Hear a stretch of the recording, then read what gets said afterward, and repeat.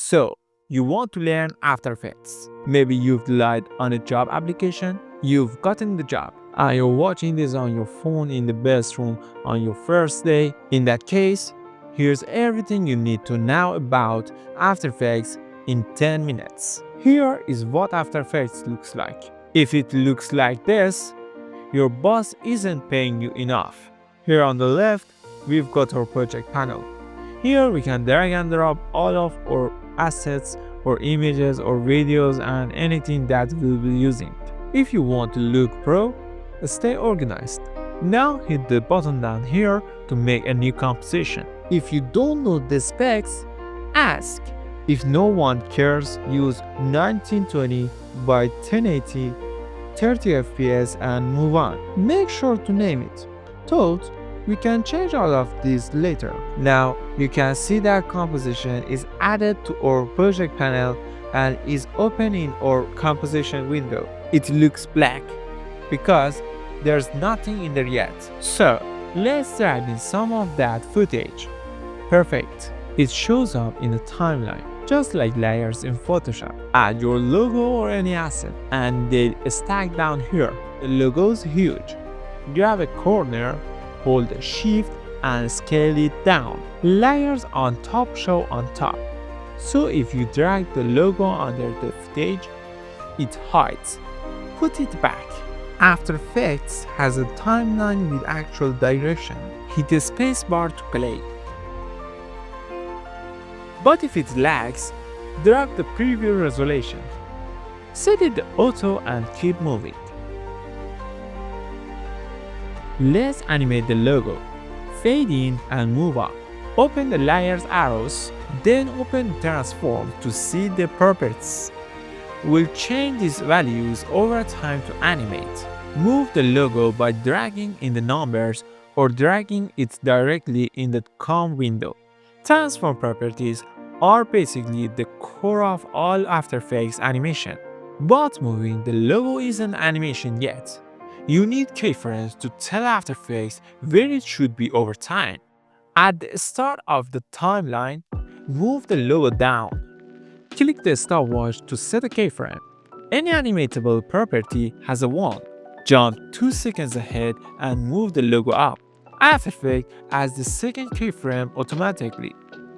They just mark where the layer should be at each moment. After Effects feels the motion between keyframes. Play it back. It's basic, but it's animation. Want it faster?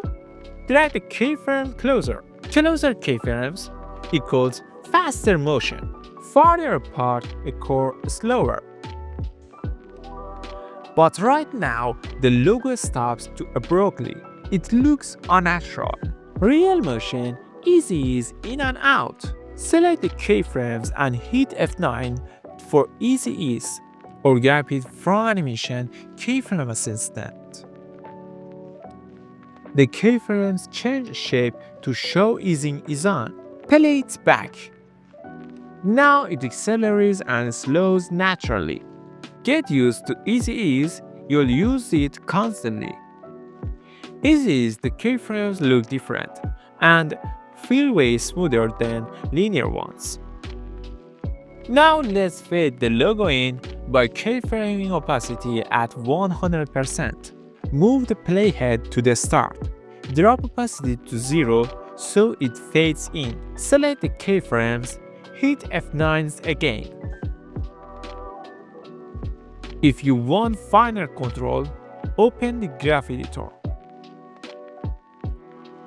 Graph Editor shows the easing curve, but don't stress it on day 1.